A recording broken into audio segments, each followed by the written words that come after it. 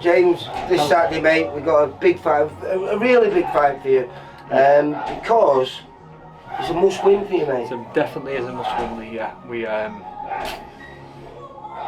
got to get myself back to winning ways on Saturday, and then hopefully we move on from there. But I know I've got a big ask on Saturday, and it's risk for me. You know, it's all reward for Reece, but it's the reason I'm in this game. How did the fight come about? Because this is, as you just said there, this is all risk for you, and not little reward.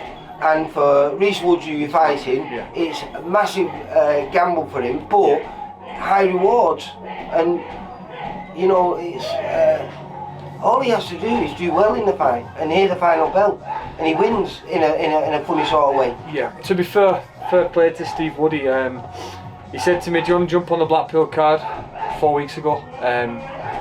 You know, get yourself back there. Let's see if the new weight's going to be something for you. So I appreciate that, and I took it. And I walked in the gym a few days later, and Steve Lillis had rung Anthony and just said, "Oh, I've got James an opponent, Reece Woods." So it works out good. We're both VIP fighters. He gets two of Steve Woods' lads out, which I know a lot of lads are trying to get out. He's got some great lads, and you know, I know he's going to bring his best. I'm going to have to bring my best, Lee. This is what excites me, because it's VIP, it's VIP. So it's like a local derby. And it should be, Lee. This is what we're in boxing for. Yeah. You know, there's lots of VIP versus VIP going on at the moment. Happened last weekend. Exactly, fight. mate. Fair play to everybody. You I can't knock it. You know, there needs to be a little bit more. You know, like me and Nathan Bennett went on here for final eliminator for the English. We both fought it out. Massive respect to him. And, you know, a lot of people are doing it nowadays. We've got to do it. We've got to do it. But you've been on the big stage. You've won on the big stage. You've lost a couple of times on the big stage. You've got. I think this is going to be your 24th fight, is it? I think so, Lee. I think so. Your 24th fight. Yeah. This is going to be his 10th fight. So experience-wise, and the level that you fought at, you know, you're a massive favourite going into this fight. How do you handle that pressure? I honestly believe I'm going to thrive on that pressure, Lee. You know, there's a lot of pressure going into the Nathan Bennett fight, and we seen what happened there. You know, he come the whole, he never had any amateur background and whatever. But I can't, in my eyes, I can't look through Reece. I know Reece is going to bring the best Reece he can possibly be, and you know, sometimes when you're in them big fights, it brings out something different in you. You know, well, let's put it this way: he's done it twice now. Well, I beat two kids that no one thought he could beat. I certainly didn't think he could beat. Casey Brown, I think 103 amateur fights. He's only very similar. You know, he had 6 amateur fights. You had more white collar fights than that, mate. So you've got more experience. You've more experience as a pro, more experience as a white collar fighter. He's had 6 fights, and this is going to be his 10th pro fight. So you are a big favourite, but like I say, it's a big gamble for you, because it's exciting. You lose, where do you go? It's exciting. Well, there is nowhere to go. Let's be serious. It's a must-win fight, you know. But like I say, on the other hand, you could look at it as, on paper, you would probably say Nathan Bennett would have been the favourite against me. On paper, anyway. Maybe I had the better pro experience, but on paper, but it brought a side out to me, and it made me. It brought the dog out in me. You know, and you know, it might bring the dog out in Reece, and I hope it does. There's loads of changes in this, in your career at present, because you're moving up in weight. Yeah. Now, that was your last win, Nathan Bennett, and it made you, you mandatory for the English title, and you put that at risk when you fought Matthew Rennie. Yeah. Do you feel though, that because we were speaking before and we said about this weight, and you think you should have moved up a while ago? If the fight with Nathan Bennett might have gone longer, do you think you would have found that out in that fight? I've said that to a lot of people, Lee. I think, you know, if it would have gone a bit longer, maybe we'd have seen a different side. But luckily it was over pretty quick. But maybe it could have been a blessing in disguise, that fight. If I'd have dogged it out and got through it well, I might have made a decision. I think after COVID, I think that was the time I should have probably looked at coming up to the super welterweight. Maybe my pride took over. I've said it, you know, people would say, "Whoa, are you making welterweight, James? You're massive." Like, "That's easy, it's easy." And then I'd have to go along with that. And I was doing it, Anthony, coach, has always said, Anthony said since you've been with him, he felt like you needed to move up. Yeah, but you know, I'm stuck in between welterweight and super welterweight at the moment, I think, and I'm looking forward to really growing into this weight. I think there's some good fights out there. Well, I was watching you on the pads before, and you know, you always look good, but I've never caught you at this late stage of camp, you know, because all the hard work's done. Yeah. You know, I've always caught you, so like when you at that peak, when you're at your fight weight, when you're 11 stone plus. I've never caught you in those final few weeks working. Have you noticed a difference in yourself now? Do you feel like you've got more energy? Because this final week is usually really hard for you, where you feel really drained. I've said to everyone, it's just a total changing, a total shift in my whole life. It's not even a factor of just your energy levels, it's just everything. I'm happier. You know, like normally making welterweight, I'm not panicking, but I'm cutting 5 weeks out. I'm thinking about every single meal I'm eating. I'm counting calories, like I'm pinching calories from everywhere. And this time it's just been like, you know, I'm eating good meals with the family. You know, I'm a happier person. The weight's going to be easy. If I was making championship weight, which would be super welterweight on Friday, I could do it with ease. I could make championship weight now if I needed to. I think it's going to be the making of me. I really do. You know, I'm long in the tooth now. I've had 24 professional. I'm going to be 24 professional fights, but I am still fresh in this game. You know, I'm knocking on age now, but I've not had 103 amateur fights like you said. I had 12. You know, I'm still very fresh, and you know, I'm hopefully. So if everything goes perfect for you and you come through with a victory, what would you like next then? What would you like Steve to offer you? Well, like I was speaking to you before, I don't know, there's a lot of super welterweights knocking around with Steve. You know, Ryan Amos was fighting on the weekend. Did you watch the fight between? Because he was top of the bill. Yeah, he was top of the bill. Do you know what? I just watched little bits of it. I was a bit tired, so I just got back from Portugal training, so I was a bit tired. But I've watched it back, and you know, Jack Flatley's never in any boring fights. No, he's not. You know, he likes to.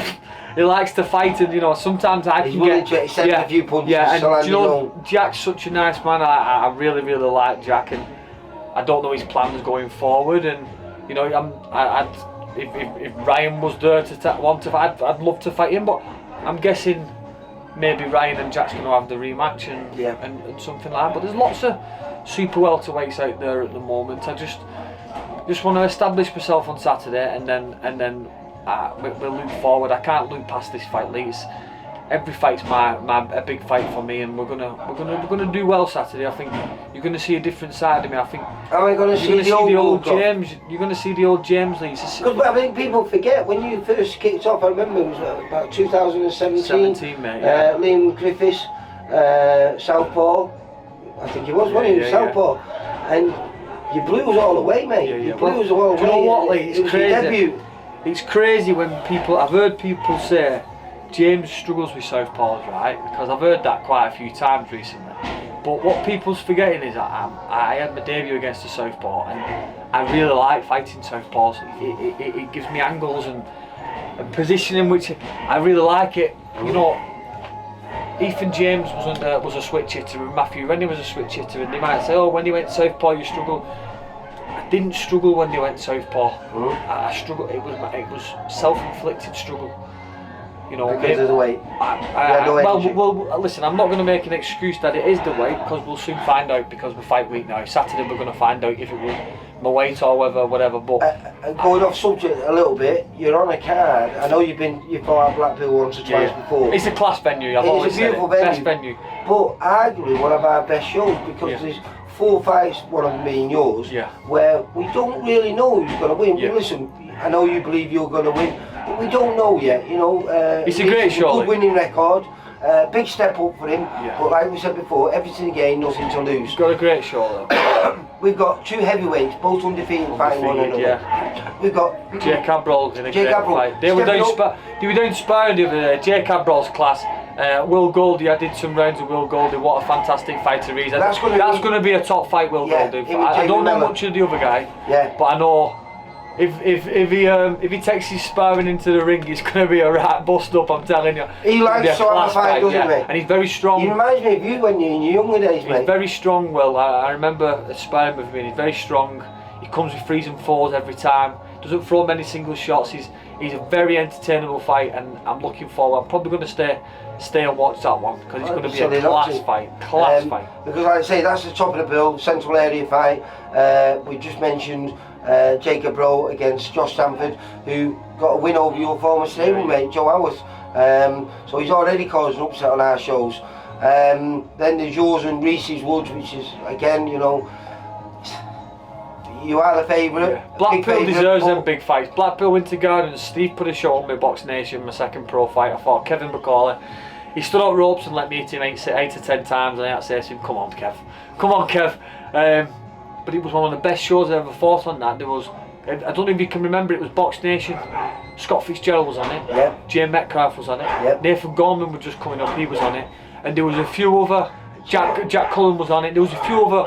Was that when Thingy fought for the central area? It was the best central area title fight. Was it Steve Brogan? Was it? No, it wasn't. Mulcahy against Ben Wager. That was it. Yeah, it was a great fight. I didn't watch loads of it, but it was one of the best tit for tat fights I've ever seen.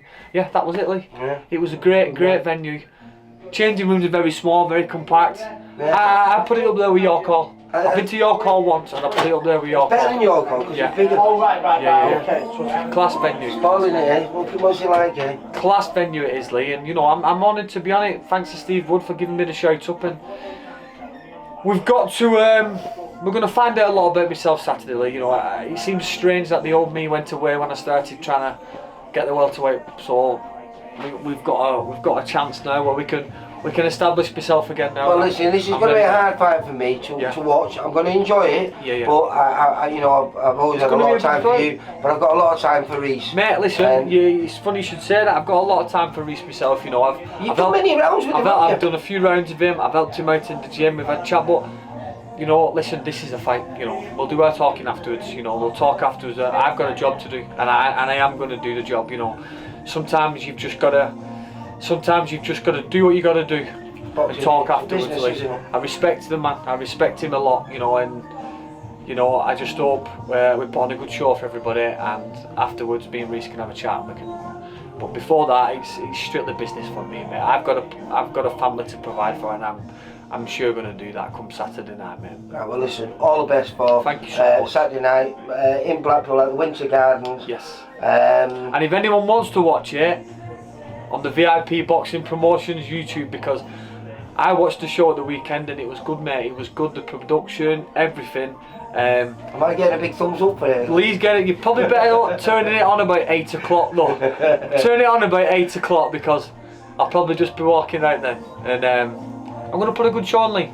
It's my time, mate. Listen, you're both VIP, so I want it to be a great fight. I want you both to bring out your best. If you both bring your best, it's going to be a great fight. More people need to take these 50-50s. You've got everything to gain, and you've got everything to lose. Everyone and that needs makes to you both take dangerous people. 50-50s from early on, mate. That's what they've got to do. I've been there in them. I've won them. I've lost them, and it's made me the man I am today. So let's keep going, head down, and let's get it. Mr. Moorcroft, good luck for Saturday. Thank you so much, Lee. For all boxing info, news and latest interviews, amateur and pro, across the north, click and subscribe. VIP Boxing Promotions. Also Twitter, Instagram and Facebook.